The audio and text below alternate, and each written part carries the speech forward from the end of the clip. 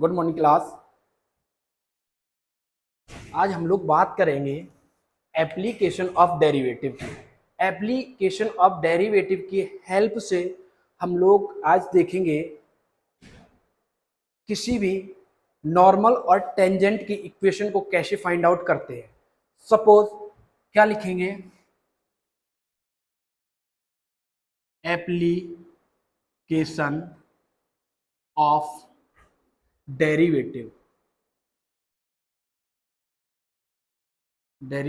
Application of derivative की help से देखेंगे किसी भी नॉर्मल और टेंजेंट की इक्वेशन को फाइंड आउट करना। सपोज आपको कोई एक प्लेन दिया है, ये आपको कोई एक प्लेन गिवन है और इस प्लेन में कोई भी आपको एक कर्व दिया है। सपोज ये आपका कोई भी कर्व है, इस कर्व का इक्वेशन क्या होता है आपका y equal to f x. ये कोई आपका एक कर्व है।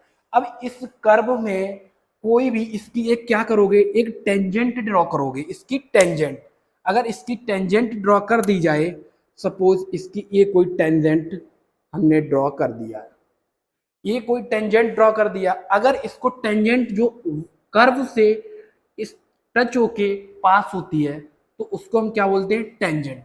अब ये आपकी एक टेंजेंट है और अगर इस पे नॉर्मल ड्रॉ करोगे तो इसको हम लोग क्या बोलेंगे, नॉर्मल।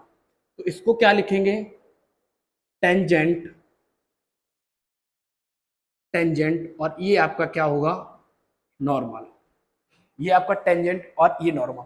और ये जो होगा वो क्या होगा, आपका थीटा होगा। थीटा क्या होगा, ये एक्स एक्सिस से थीटा एंगल बना रहे कौन, टेंजेंट।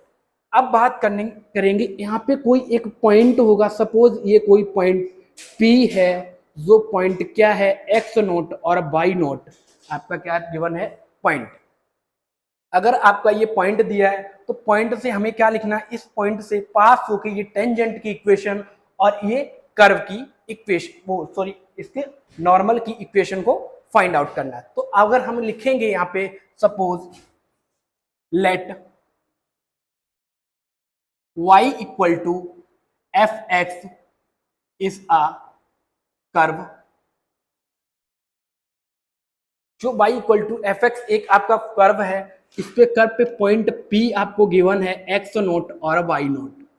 तो आपको क्या करना है, इस कर्व से पास होके जो टेंजेंट इससे पास होती है उसकी क्या लिखना है, इक्वेशन को फाइंड आउट करना है। इसकी इक्वेशन के लिए फर्स्ट ऑफ ऑल क्या करते हैं, इस इक्वेशन के लिए जनरली हम क्या करेंगे, सबसे पहले हम क्या करेंगे, इस इक्वेशन के लिए उसका क्या निकालेंगे, स्लोप निकालेंगे। स्लोप किसका निकालेंगे, इस कर्व का स्लोप निकालेंगे। अगर कर्व का यहां से स्लोप देखा जाए तो स्लोप की बात करेंगे, स्लोप ऑफ कर्व।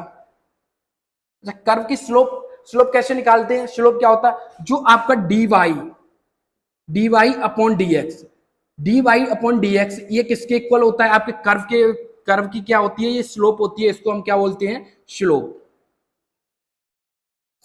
अब स्लोप को बहुत सारे फॉर्म होते हैं, इसको m से भी लिखते हैं स्लोप को, एक आपका tan थीटा भी होता है इसको स्लोप। तो ये सभी आपके क्या है, स्लोप हैं। तो हम यहां से कर्व की स्लोप कैसे निकालेंगे, क्योंकि जो आप y equal to f x given है, इसका हम क्या करें, एक बार डिफ्रेंशिएट अगर इसको कर दिया जाए तो इसकी क्या आएगी, इसकी स्लोप आएगी। तो स्लोप कर्व की क्या आएगी, y equal to f x, ये आपका कोई स्लोप है। अगर इसको डिफ्रेंशिएट कर दो विद रेस्पेक्ट टू x तो dy अपॉन डी एक्स इक्वल टू ये क्या हो जाएगा, एफ डैश एक्स। तो ये क्या हो जाएगी, स्लोप ऑफ कर्व। ये कर्व की स्लोप हो जाएगी। अब हमें क्या पता है, एक हमें पता होता है पॉइंट और स्लोप फॉर्म। अगर पॉइंट और स्लोप फॉर्म देखेंगे तो स्लोप होगी वो टेंजेंट की स्लोप होगी। अगर टेंजेंट की स्लोप आपको गिवन है और आपको पॉइंट गिवन है तो हम क्या करेंगे, एक टेंजेंट की इक्वेशन लिखने के लिए तो हम टेंजेंट की इक्वेशन लिखेंगे। तो कैसे लिखेंगे, slope and point form, slope और टेंजेंट की पॉइंट फॉर्म। अगर यहाँ पे इसमें अगर पॉइंट भी पुट कर दिया जाए, पॉइंट कौन सा, ये x1 और y1 अगर इसमें पॉइंट पुट कर दिया जाए तो आपकी dy अपॉन dx, ये आपकी स्लोप किसके इक्वल हो जाएगी, f डैश। और x की वैल्यू इसमें फंक्शन में पुट करोगे तो क्या हो जाएगा, ये x नॉट हो जाएगा। तो फाइनली आपकी स्लोप क्या आ जाएगी, एफ डैश एक्स नॉट। तो हमें स्लोप पॉइंट फॉर्म क्या होता है, स्लोप पॉइंट फॉर्म होता है y माइनस का y1 इक्वल टू m लिख सकते हो इसको, या क्या लिख सकते हो, dy अपॉन dx लिख सकते हो। तो यहाँ पे यूज किसका है, dy dx का यूज है। तो यहाँ पे स्लोप को हम क्या लिखेंगे, dy अपॉन dx, ये आपकी स्लोप हो जाएगी। और क्या लिखते हैं, x माइनस का x1।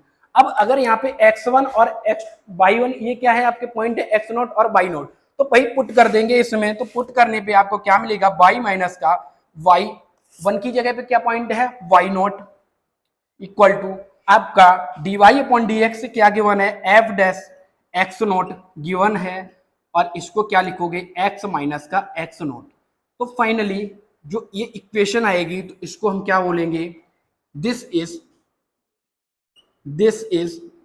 Equation of tangent. इसको क्या बोलेंगे, this is equation of tangent. तो ये इक्वेशन क्या होगी, इस टेंजेंट की इक्वेशन होगी। अगर अब हम इसको टेंजेंट की इक्वेशन से क्या लिखेंगे, नॉर्मल की इक्वेशन। अब अगर टेंजेंट और नॉर्मल की इक्वेशन में रिलेशन देखा जाए तो ये क्या है, ये जो टेंजेंट है, टेंजेंट पे नॉर्मल कैसा है, इसके परपेंडिकुलर है। परपेंडिकुलर होगा तो ये परपेंडिकुलर थीटा होगा। परपेंडिकुलर के केस में आप लोगों ने पढ़ा होगा कोऑर्डिनेट में, जो परपेंडिकुलर होता है कोई भी, तो परपेंडिकुलर के केस में क्या होता है, जो m1 और m2 किसके इक्वल होता है, -1 के इक्वल में। तो अगर आपका जनरली लाइन का इक्वेशन m1 m2 गिवन है तो उसका क्या लिखोगे, यहाँ से उसको लिखने के लिए तो यहाँ पे एक आपकी जो dy dx होगी, वो तो हम dy dx को क्या लिख सकते हैं, यहाँ पे dy अपॉन dx ये किसके इक्वल हो जाती है, -1 अपॉन dy अपॉन dx। तो इसको यूज करेंगे अगले उसमें केस में।